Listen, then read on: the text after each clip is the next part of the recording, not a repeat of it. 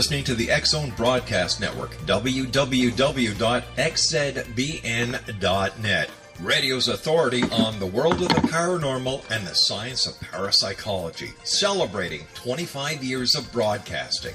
Broadcasting around the world and to the great beyond.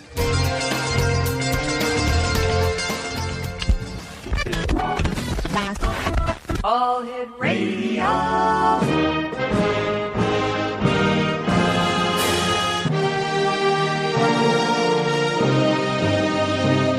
Welcome to the X-Zone, a place where fact is fiction and fiction is reality. Now, here's your host, Rob McConnell.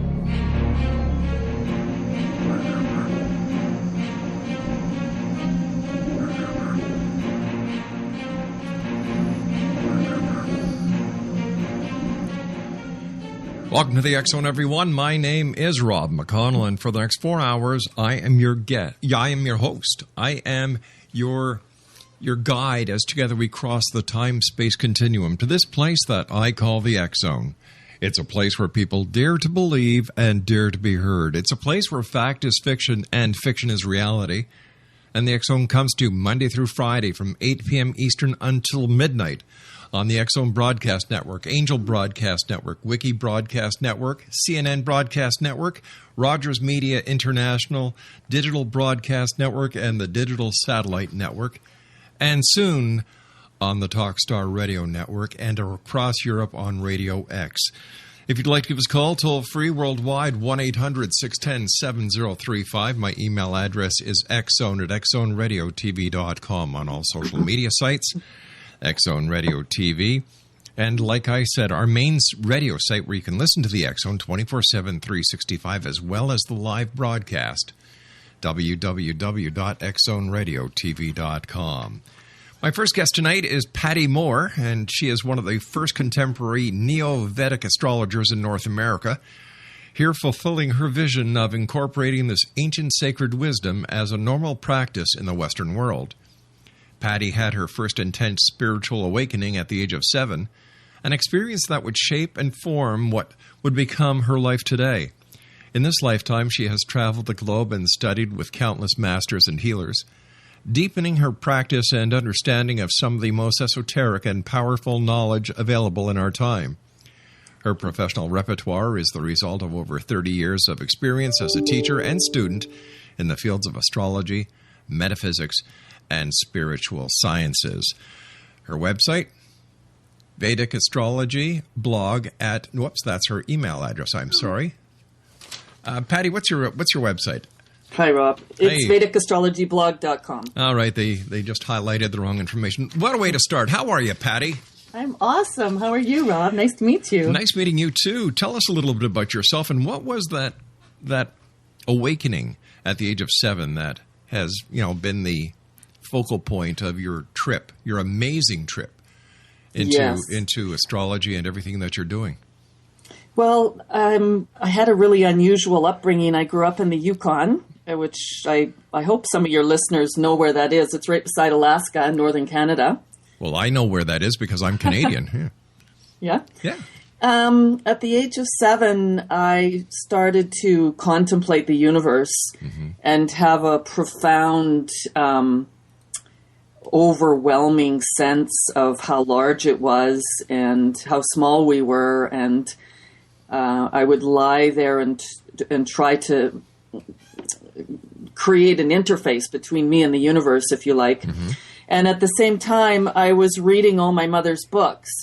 So I was reading all the Edgar Cayce books and Lobsang Rampa, Seth books, Linda Goodman books. So I read all those books at the age of 7, 8, 9.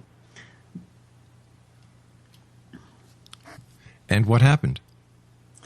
I just felt a calling. I remember being 7 years old, walking home from school one day and just having this epiphany and knowing that I was meant to be an astrologer and meant to know, and I knew that it would happen eventually in my life. It was not something I had to rush into, something that it would take a long time to develop.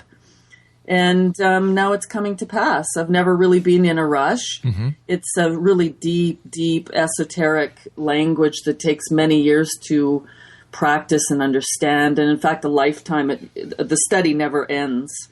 It never ends. So you've been a full-time student and yet a full-time teacher. Yeah, teaching is something I'm just coming into now, really. Mm-hmm. But I also have a profound interest in healing. So Right. I'm one of the first registered massage and hydrotherapists in Canada. I went to the first school in Canada. Mm-hmm. And so I also have developed that sense of understanding the body, and so I can relate that to the healing that takes place when I give a reading, because in astrology, originally in astrology, it comes from the Vedas, which is the oldest body of knowledge on the planet from northern India, the same source that yoga and Ayurveda and Tantra comes from. And the ancient Jyotishis, which are the Vedic astrologers, were either also Ayurvedic doctors or worked in tandem with Ayurvedic doctors. So the medical healing aspect is directly tied into the interpretation of the astrology chart. All right, so how is Vedic astrology different from the astrology that we would read in the local newspaper every morning? Well, that's a really good question.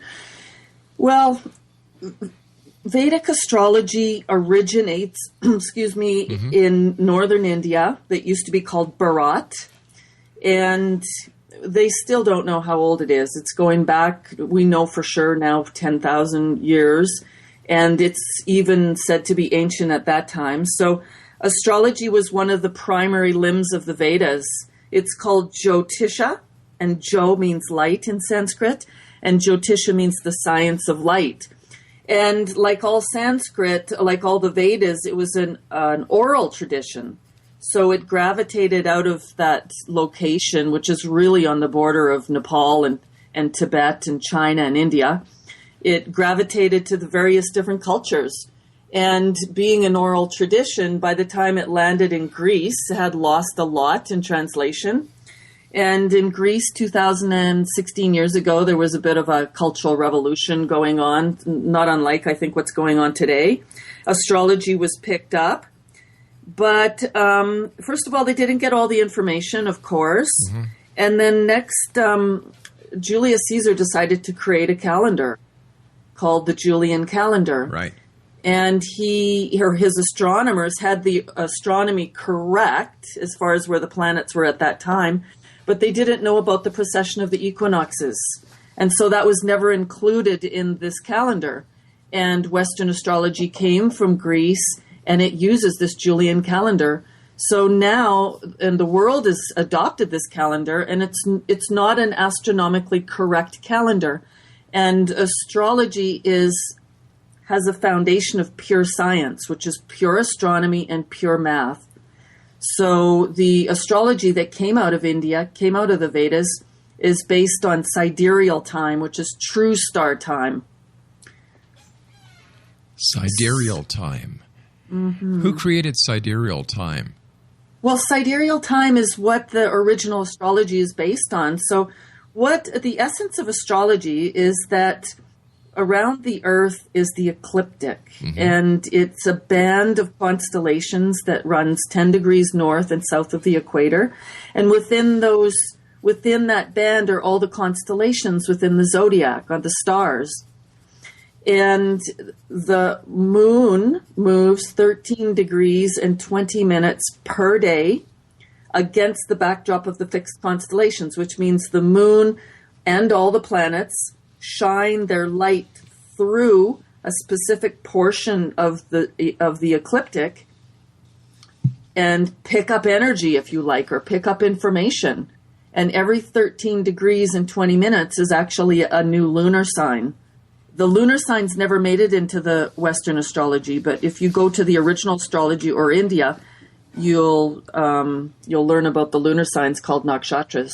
How come the lunar signs didn't make it into Western astrology? Well, it's an oral tradition. So you know that game that you play when one person tells another person tells another person? Yeah.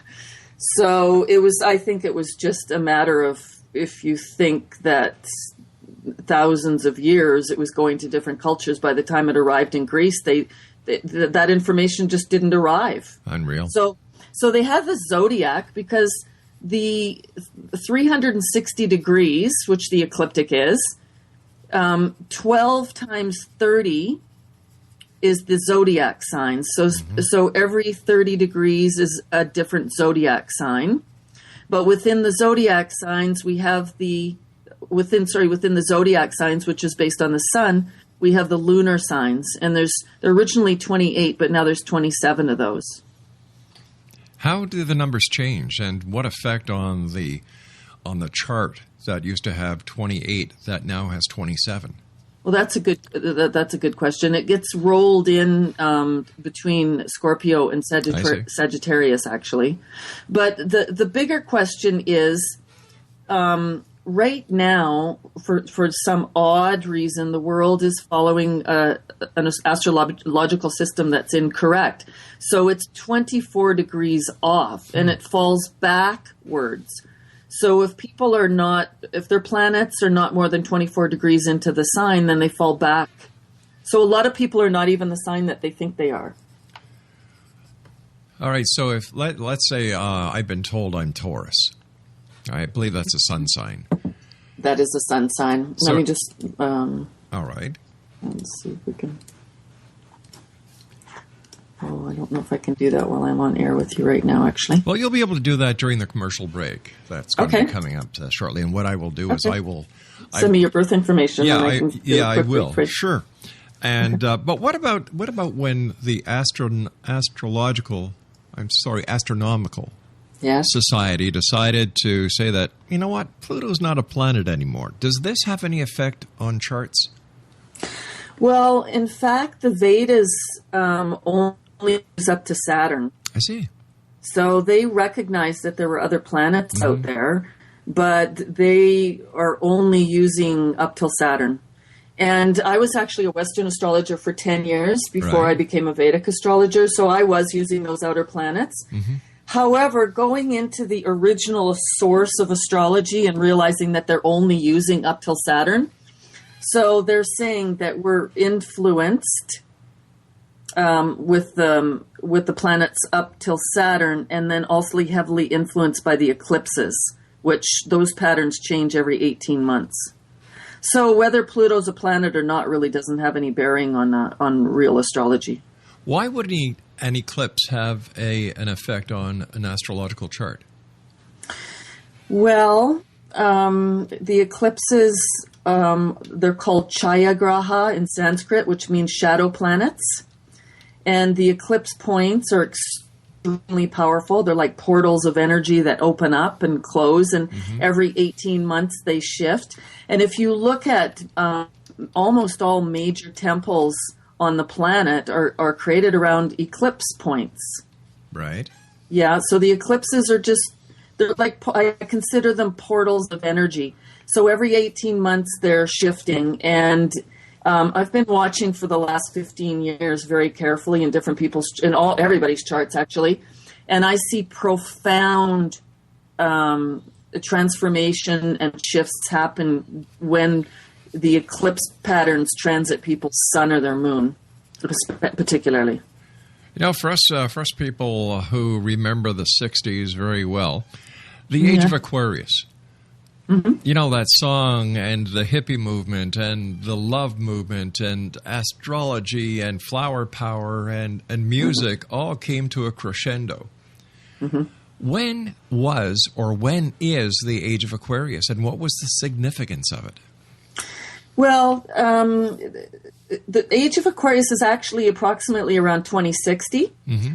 So we're actually still at the tail end of the age of Pisces. Oh.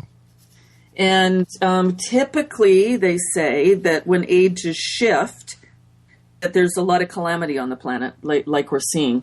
So So in the grand precession of the equinoxes, which is a 26,000 year cycle, which the Mayans knew about, that was essentially what the end of that calendar was the end of that 26,000 year cycle. So approximately every 2,000 years, we're into a new age.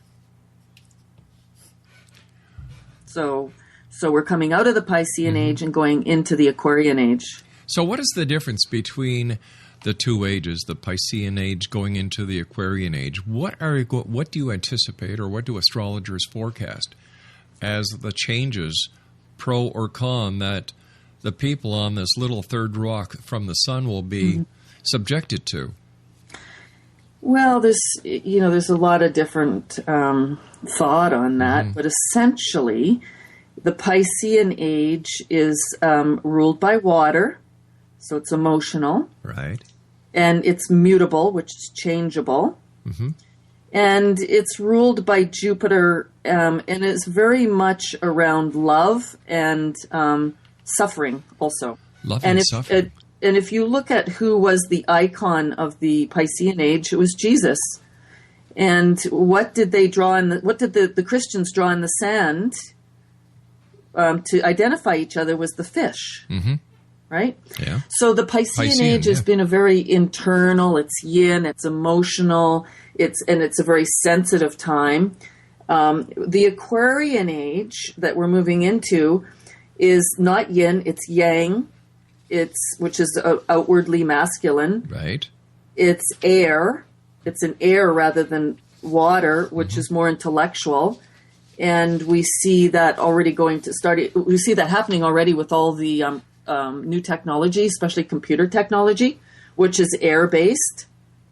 And it's fixed and ruled by Saturn. So essentially, the next 2,000 years will be a lot more about technology, not so much about sensitivity. We're expecting people to become more androgynous. It's definitely the computer age, technology age, more intellectual. Many say that people will find God within, as opposed to searching for a God through religion, which we've seen in the last era. So it'll be more spiritual. I don't know about that. Well, the whole spiritual movement right now, everybody likes to have an opinion about it. I don't believe anybody's more spiritual than anybody else. No, what I was saying is that you said it was going to be more internal than outward religion. So that's what I call spirituality, what one has in one and what one believes. Yeah, God is within. Exactly. We're already seeing that. And we're seeing this movement, which is really coming full circle back to the Vedas, is that we're in control and we co-create with this wonderful mystical universe that we're in. One of the things that's really interesting about the Vedas, remember, the source of knowledge and being extremely sophisticated, is that they were explaining to us that we have the ability to manifest our dreams. Right. And it comes through the word. And the original Vedas are around ritual, which we would call prayer and celebration, mantra and phonetics, like being able to pronounce your mantras properly in order to create, like abracadabra, for example, and then Jyotisha, which is astrology, which is the art of timing. So that's the source, and timing being critical in if we are living with the cosmos, which we clearly are. If we can understand and have insight into our energetic frequency and our makeup, and then what's going on, or from moment to moment, then I say it's like being in a boat, being in the river with a boat and a paddle, as opposed to nothing. That's a good analogy. You and I have to take a short break right now, Paddi. But when we come back, let's talk about your teachers that you've met that have influenced you on your journey. And let's talk about the link between Vedic astrology and numerology. And let's also talk about past life regression. How does that sound? Okay, that sounds great. Send me your birth information and we can look at your chart if you like also. Sure. Let me see. Where are you here? Craig, can you bring that up for me, please? All right. Craig, can you send it to this young lady? I believe you just sent it to you. Oh, we got it here. Okay, perfect. Okay, great. Exo Okay, Nation, Paddi Moore is my guest this hour. www.vedicastrologyblog.com. That's www.vedicastrology.com. This is the X Zone. I am Rob McConnell. We're coming to you live and around the world from our broadcast center in Hamilton, Ontario, Canada. You can always send an email, xzone@xzoneradiotv.com, on all social media, Xzone Radio TV, and our radio website, where you can listen to the X Zone 24/7, 365, www.xzoneradiotv.com. Once again, Paddi Moore is my guest. Her website, www.vedicastrologyblog.com. And Paddi and I will be back on the other side of the short break. Don't go away.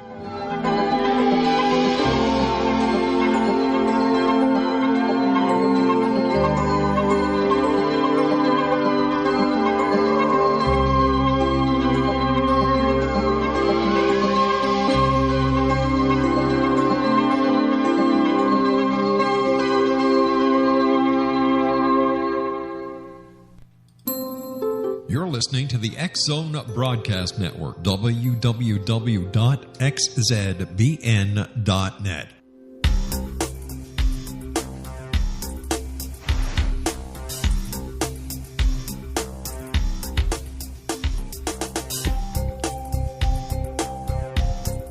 Welcome back, everyone. Paddi Moore is my special guest this hour, www.vedicastrologyblog.com. And Paddi, welcome back. You know this, Paddi, where did you go? Sorry, I had to reboot. I was having some computer issues, and then I just pulled up your chart. Oh, I thought you were abducted by aliens. Okay, well, not yet. I'm glad you're back with us. Thank you for joining us. And isn't technology great when it works? Yes, I love technology. All right, so what did you find out about me by my information that Craig sent you?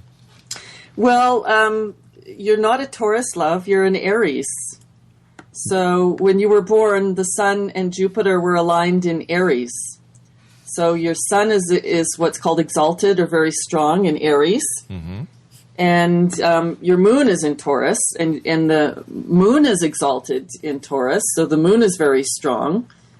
And then you've got Venus and Mercury in Pisces. And Venus is exalted. So there's 3 exalted planets. And you also have what's called a Panchamaha yoga, which is a 5 great persons yoga. And you have the yoga of Malavaya, which is the yoga of the artist. So that means that that a lot of, when planets are really strong, it means that they're fully developed in those areas. So if this system believes in past lives, and so if we look at the chart, we would say that you've already developed in those areas, completely developed in those areas. So would you say that I'm an old soul? Yes, I would say that you're an old soul.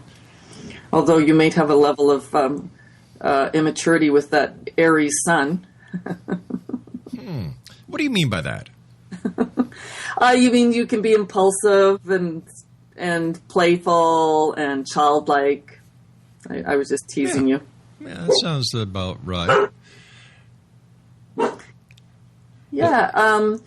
Your Jupiter is a weak planet, and in this system we have what's called upayas or remedies, and it's ratna or gemstone. So we would give you a yellow sapphire. You should be wearing a Jyotish quality yellow sapphire to strengthen your Jupiter. And Thursday is Jupiter's day, so you would be careful on Thursdays. You could do charity or feed a homeless person or just fast on Thursdays to strengthen that Jupiter.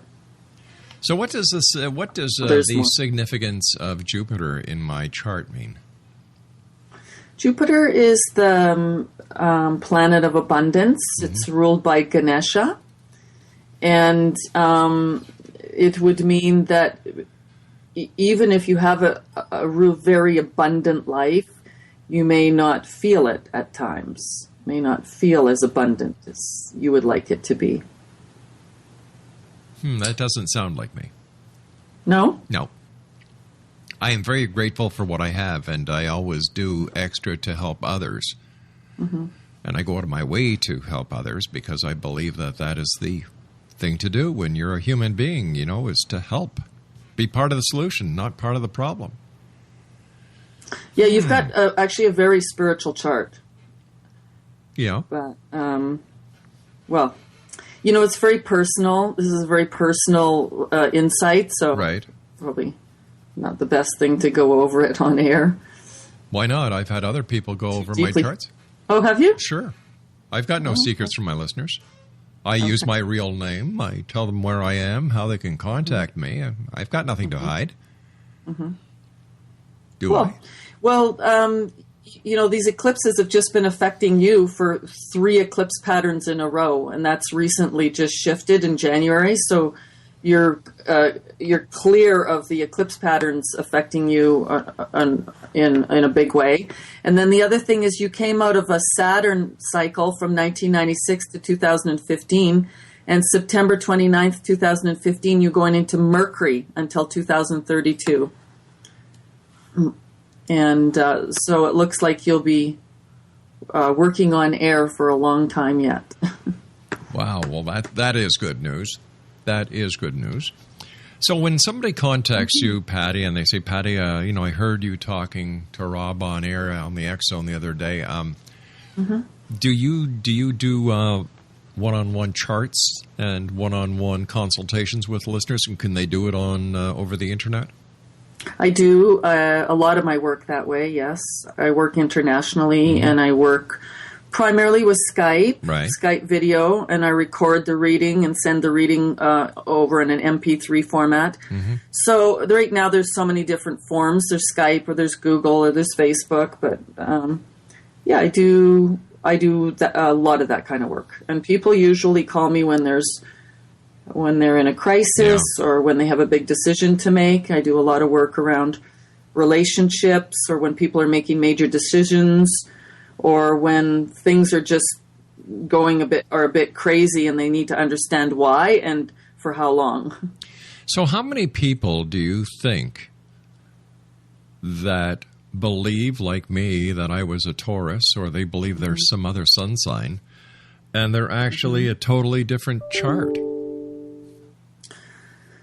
Well, there's 30 degrees in every sign, and so everybody's sun is somewhere along that 30 degrees. So there's a huge segment of society who are not the sign that they think they are.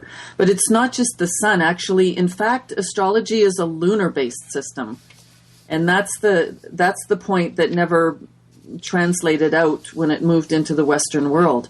So astrology is meant to be a lunar-based system, not a solar-based system. So all the planets are important, but the moon is actually more important than the sun. So how do we know that the Vedic astrology is right, and that the other astrology, where that made others believe that I was a Taurus, that they are wrong? Well, it's because the Western astrology is a derivative of the Eastern astrology, because the source point of astrology is the Vedas. The astrology originates in the Vedas, and it's called Jyotisha. And Jyotisha means the science of light. And it's a combination of Gola and Ganita, pure astronomy, where the planets were, and Ganita, mathematics. And the combination creates a language that gets produced in a chart form. So astrology is actually technically called Jyotisha, which means the language of light. So it's like your light matrix, or your light imprint, your light blueprint, your karmic code. And I just happened to get my first diploma in astrology just before computers came out. And so I had to calculate the charts longhand, and I can tell you it's challenging, and pages of calculation. With the computers, we just press a button and all that calculation gets done instantly. Sure. So the Western astrology is a derivative of the Eastern astrology.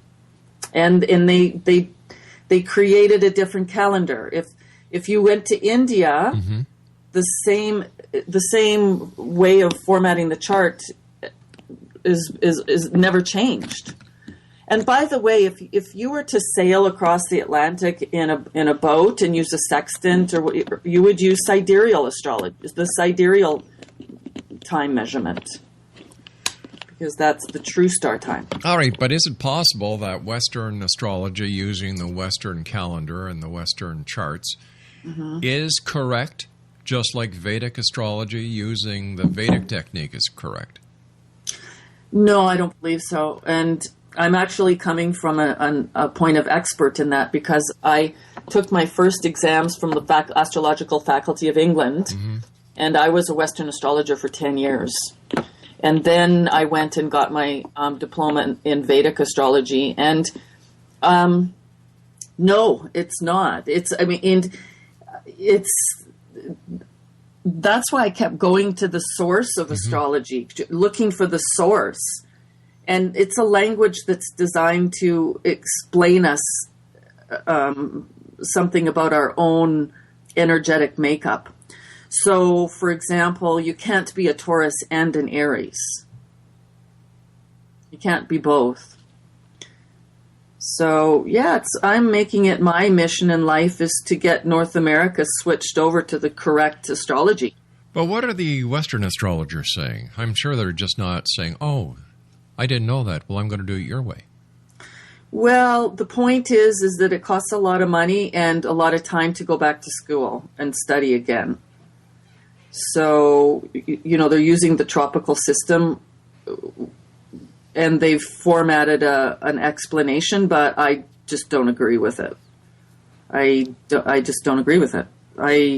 I've studied enough and understand enough, and I really think that everybody just needs to get on the same page.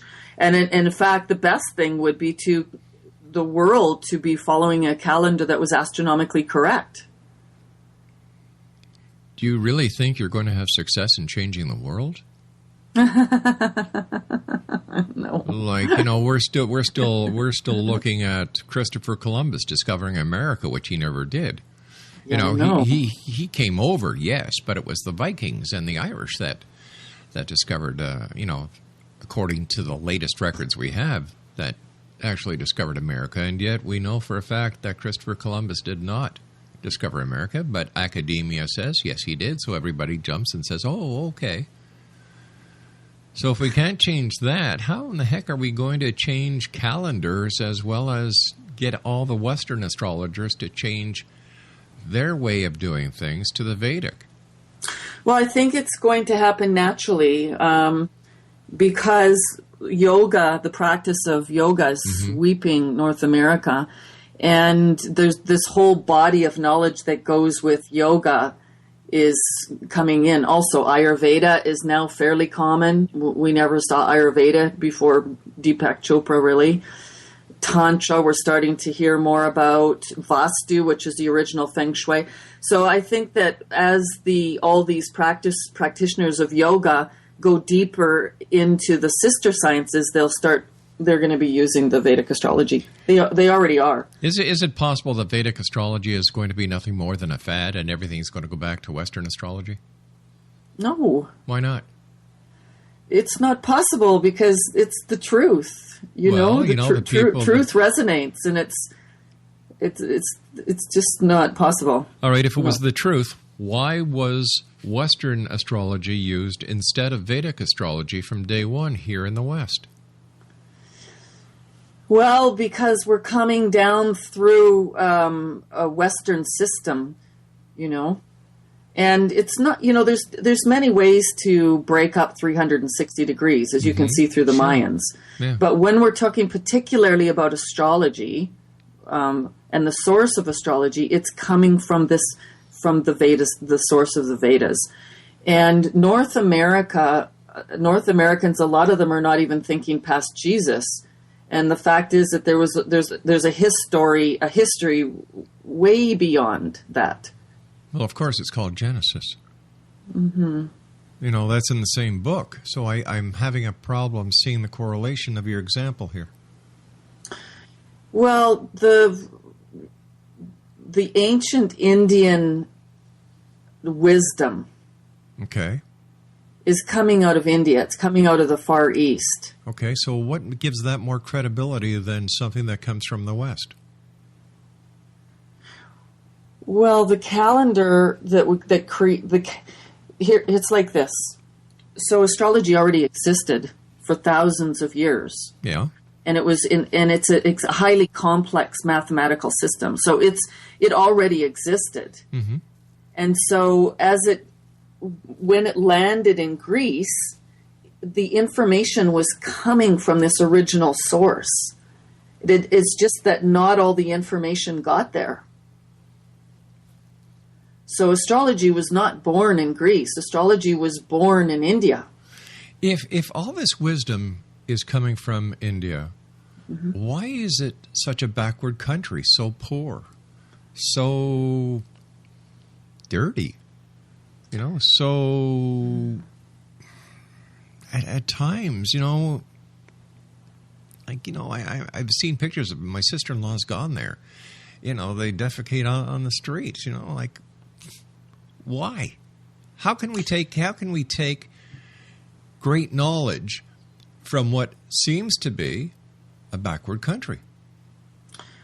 Well, if you travel in India, and I have, or if you travel in other areas of the world where there's been great cultures, yeah. and you know that the culture was absolutely great at one time, mm-hmm. at one time, right? And it was a long time ago. Yeah. So if you travel even anywhere in South America or Mexico yeah. or Cambodia or India, you'll see, you understand that there was a great culture that lived there. And it's no longer that great culture. Well, however, I want to point something out. The Veda in Sanskrit means knowledge. It doesn't mean religion. It was left by a group of people called the Hindu people, which morphed into the Hindu religion. It was never a religion. And India, it is a very dirty country. It is. And it is chaotic. Yeah. But there's also a beauty to the fact that they have been carrying on some traditions. Well, you look at other countries, look at the United Kingdom with its rich ancestry and its rich history, and it is totally different than India. And then you can go to Greece, mm-hmm. you can go to Egypt, and you know there are countries where there is proof of great wisdom, mm-hmm. and yet they seem to have progressed. When you look at India, it seems that they keep on regressing. Mm-hmm. How come? I can't answer that. Yeah. I don't know, and I don't know. All right, I don't know that they've regressed. They've certainly had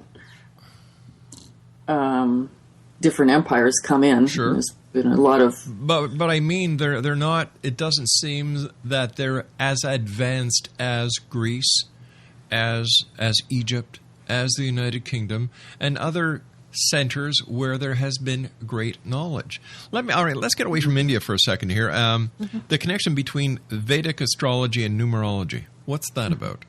Mm-hmm. Well, I'm not a numerologist, although I'm aware of it. Mm-hmm. And I understand numbers and more or less what they mean. Astrology, Vedic astrology or astrology basically is the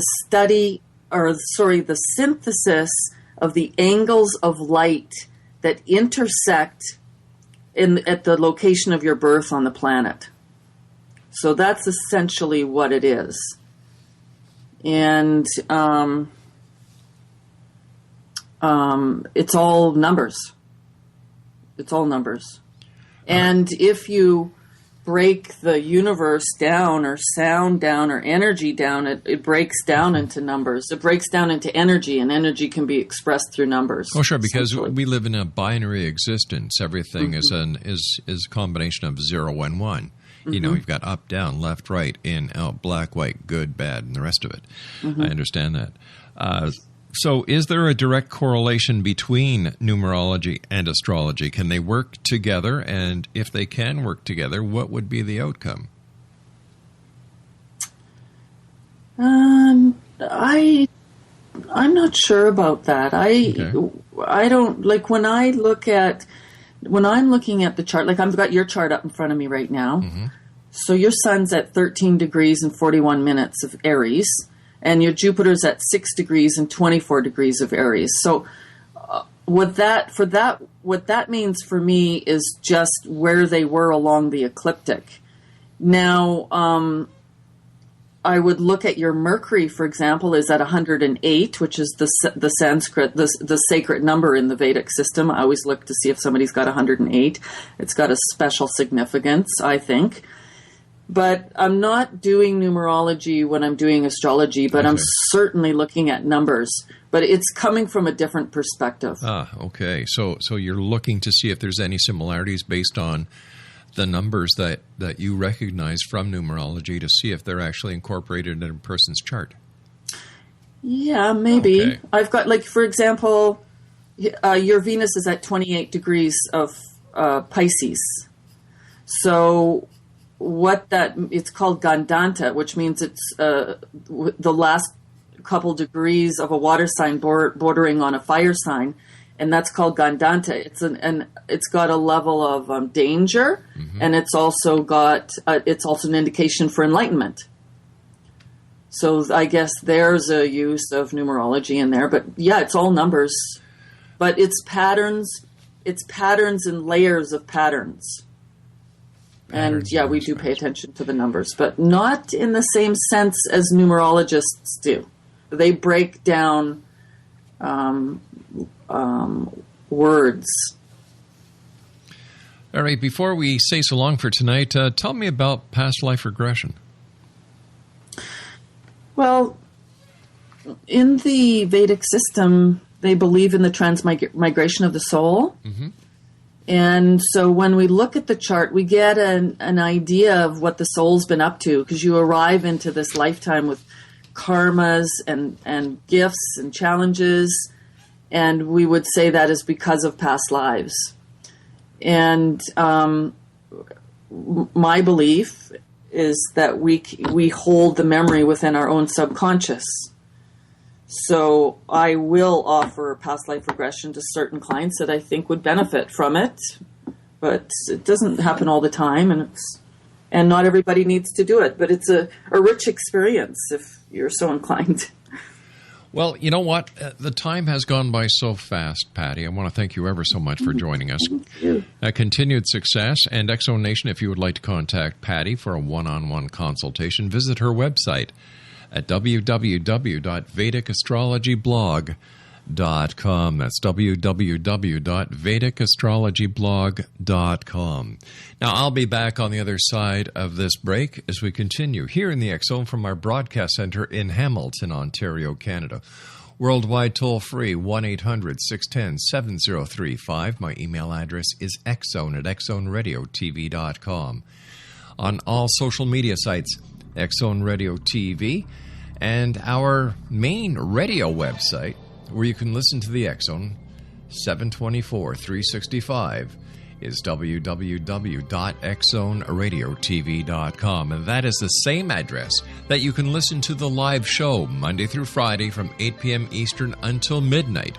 We're right here on the X-Zone Broadcast Network, Radio X, the Talkstar Radio Network, and I'm frantically looking for the list they gave me this afternoon here.